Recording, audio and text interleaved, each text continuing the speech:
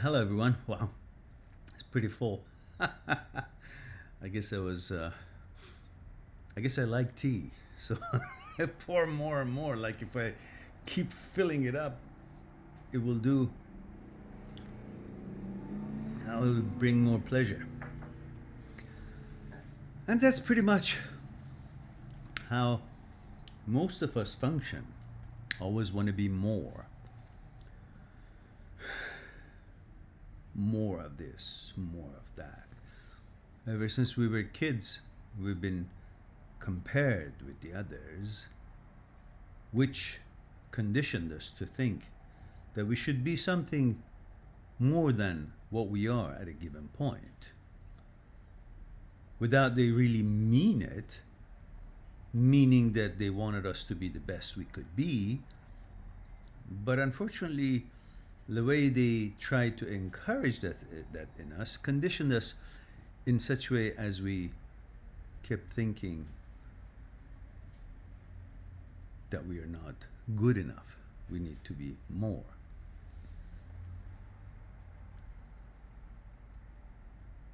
So,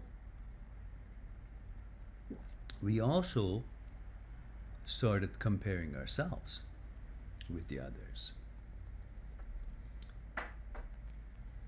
And in order to be more than the others or better than the others, if we couldn't meet the expertise that someone else had, if it was legitimate, high quality, specialists expertise, like, I don't know, soccer player, tennis player, or a scientist, or whatever it was, we tried to create that being more through something else. Maybe buy a watch or buy a car, a better car. So at least would be more than that guy who plays a great tennis, but not in tennis, but in having a better car. Somehow it became the obsession. The goal of life became to be more in however else we would have found it justified in our own mind that yes, this does make me more. Whether it's a clothing or car or a prettier girlfriend.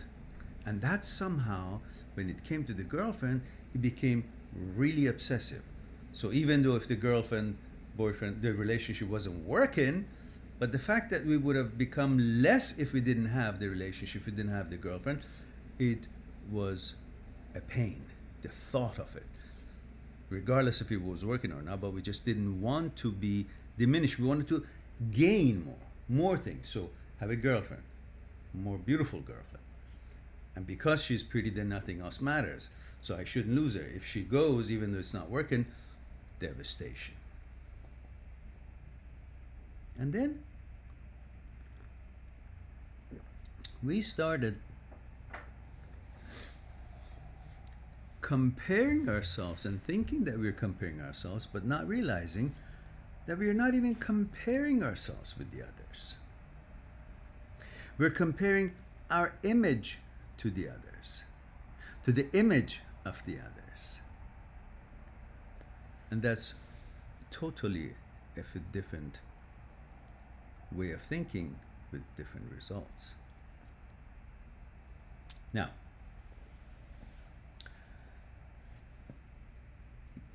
give me a moment. I gotta do something before. Hang on.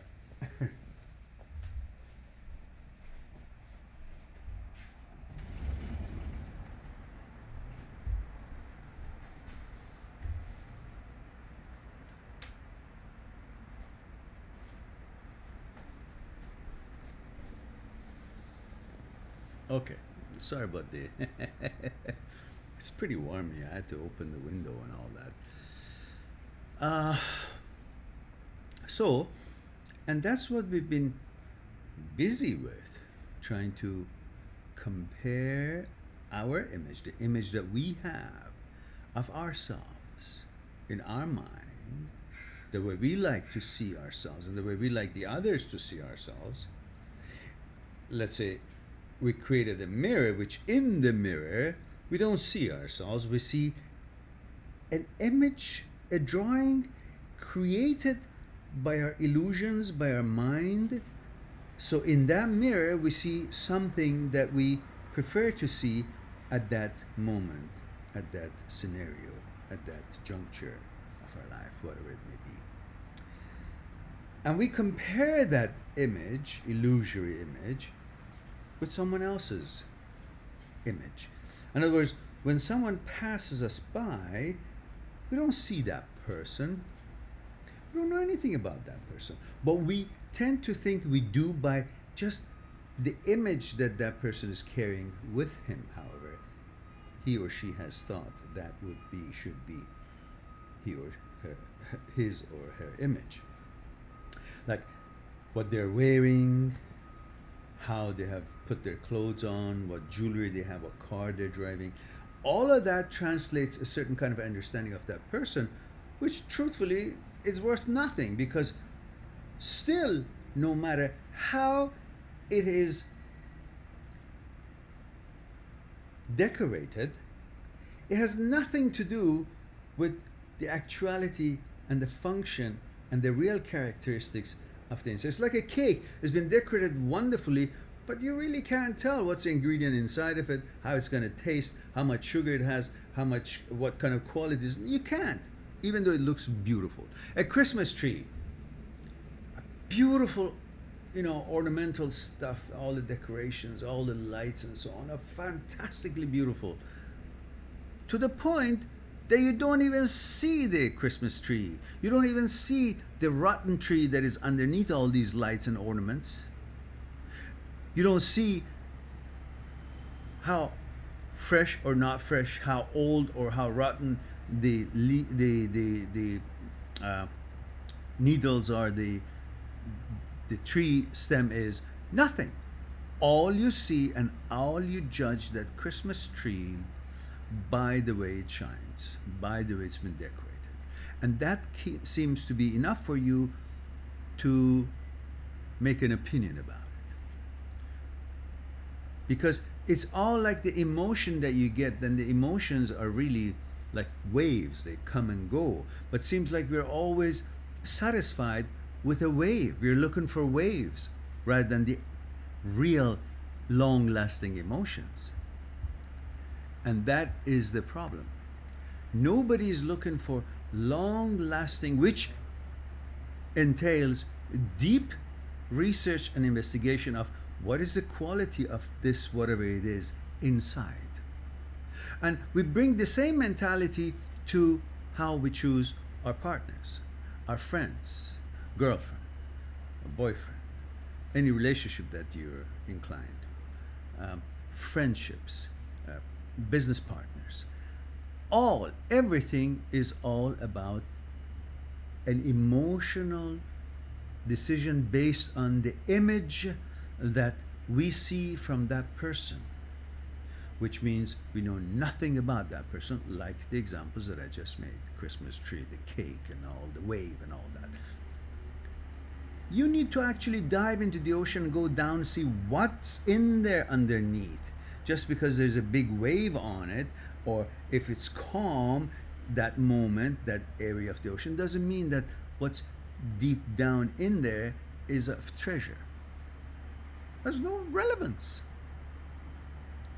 But we tend to think that when we see somebody groomed nicely, if you're a man, you like this woman who's wearing beautiful dress, beautiful clothing, all the lovely things, the high heels and all that, and suddenly you feel like, oh yeah, and there you don't go any deeper than that, because it does satisfy your pleasure buttons, and that's all you care about. If you're looking for a business partner or a friend, if he or she is well dressed, or well groomed, or maybe speaks softly or in a certain way that you get the feeling of, yeah, he's good, but you don't research to find out really what's his background, what's his information. If the information is giving out, you don't check it to see if it's really right. You don't go deep enough. You get my point. I don't want to get lost into the semantics of it, but I want you to understand that we have become a commodity. We have become a product that is constantly trying to improve itself by things that really don't matter. You know? We've learned to improve ourselves. We've been conditioned to want to improve ourselves, but we keep doing it and we think it's improving ourselves, but really it's all ornamental. No? Having more money or having a better car or, you know, look nicer, you know, clothes or whatever. But the question is, what is that person's psyche is put together? How is that put together? What is the understanding? What are you comparing with? Why are you comparing yourself to somebody else? What for? Is that person so perfect that if you're better than that person, then you have achieved what you're in this world, in this journey of life to achieve? It's nonsense.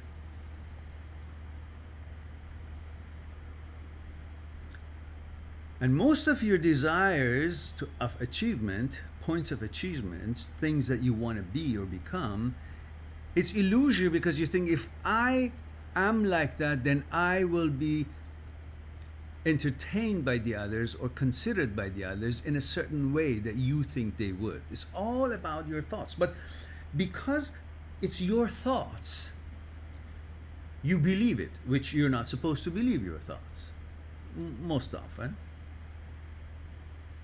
And you have fallen into this cycle of thinking and thinking that your thinking is a reality. And I tell you why you think your thinking is reality.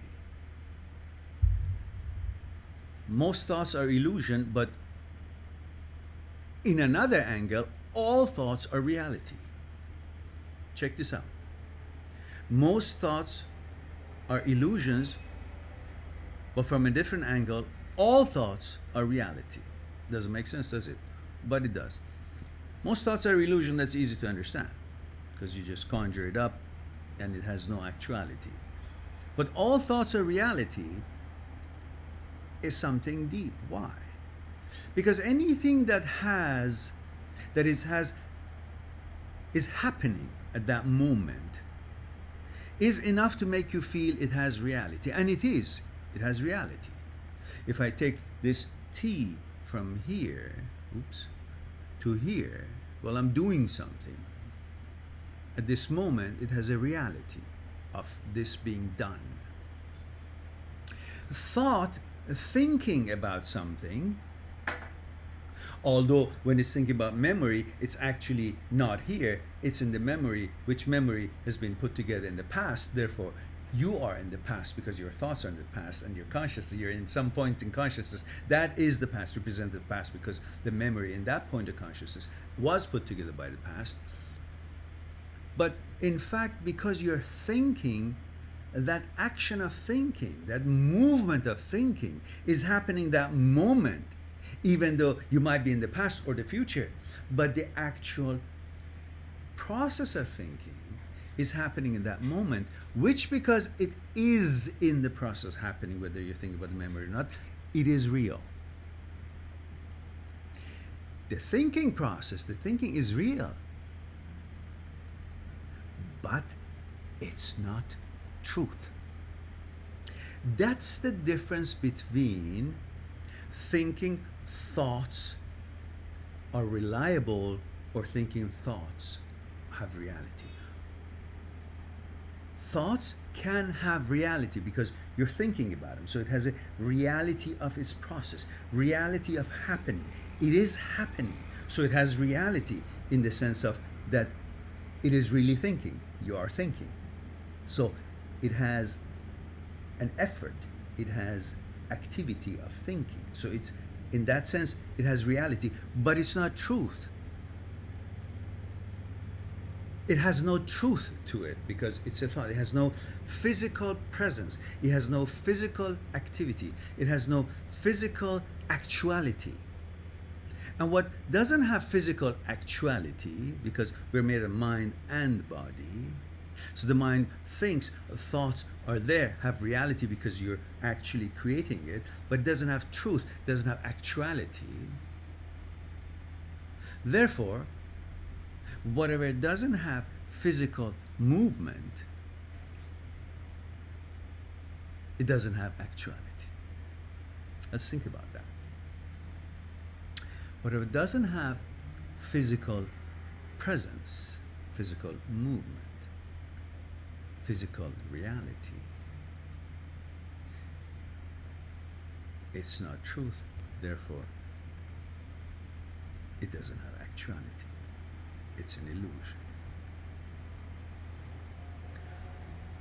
So this is why when you are thinking about your girlfriend who left you or your boyfriend who left you, when you're thinking about him or her, you believe that the thoughts is right, is you really are thinking about that person, and then you miss her or you miss him, and you go through that emotion, and then that brings a certain emotions that is embedded in that memory, and then you react to that emotion because you remember things. But what is interesting is that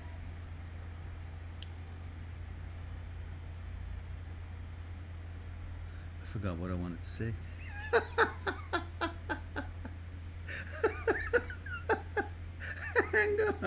Hang on.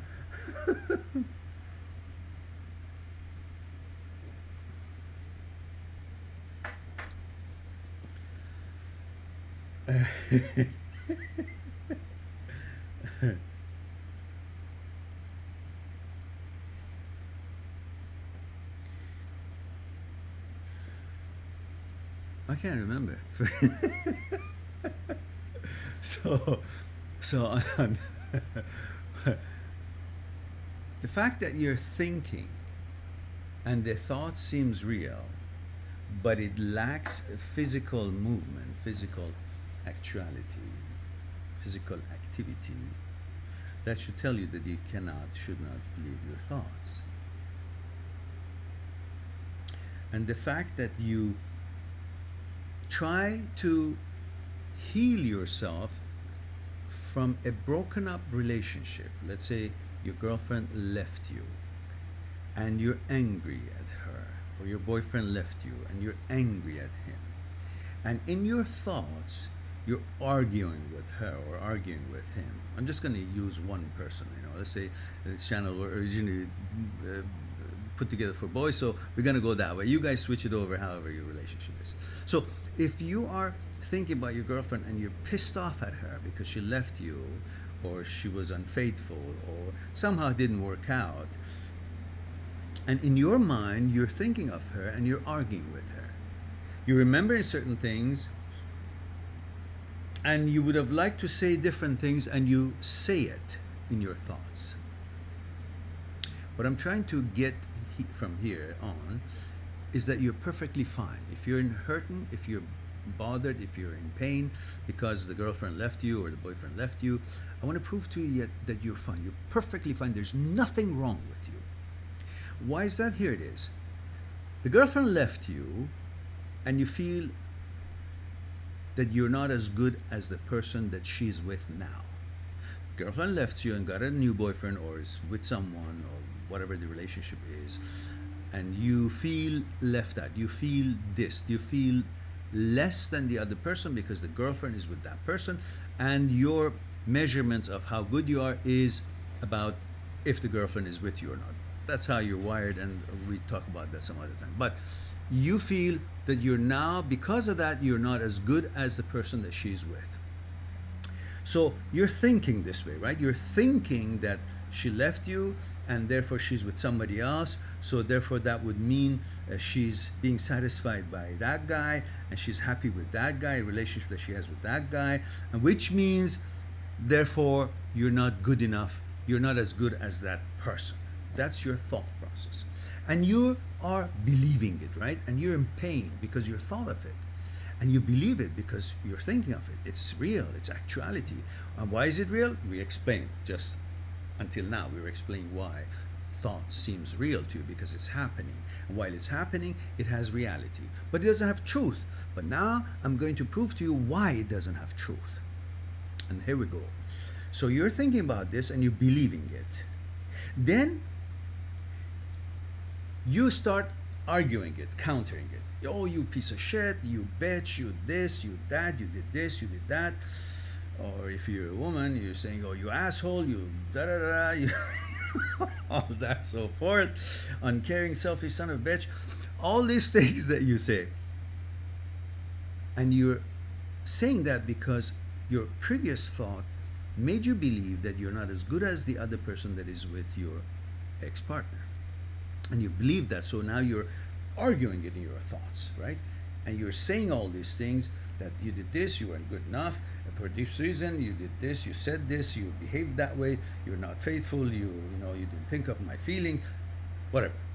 Now tell me, when you do all these swearings, when you do all these jargon, or when you do all these reasoning or logics and so on, to diss her, to or diss him, or you put your arguments about how bad she is and why you're in the right and she's not in the right and why she's terrible and all that, does that make you feel satisfied that it has now done justice and you don't need to do that anymore? You don't need to talk like this anymore. You don't need to think this way anymore. Does that do that?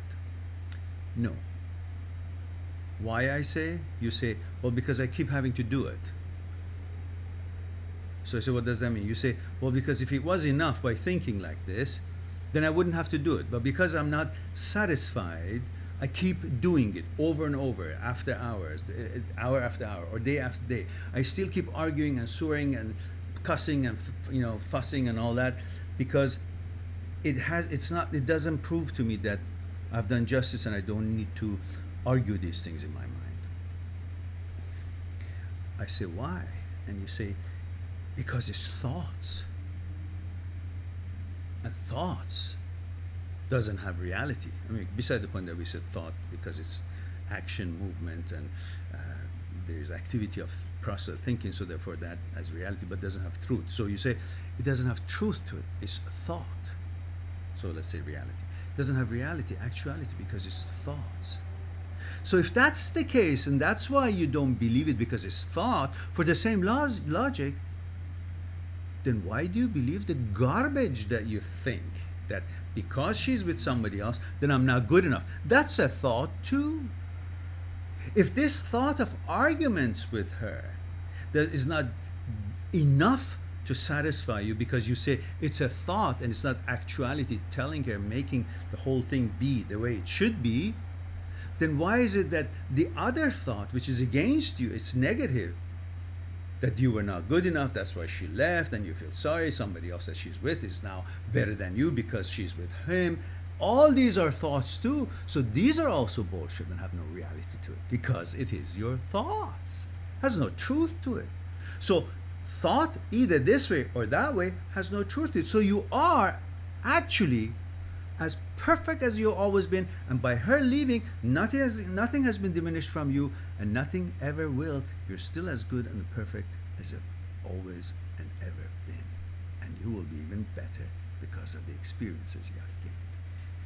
I hope that gives you something to think about, and be happy about the fact that you are perfect, and the thoughts either this way or that way, putting yourself down or arguing to justify your position, neither one have reality's truth to it. So you're perfect as you've always been, whether she's still with you or she's gone and is with someone else. Have a nice day or evening. We'll talk later soon.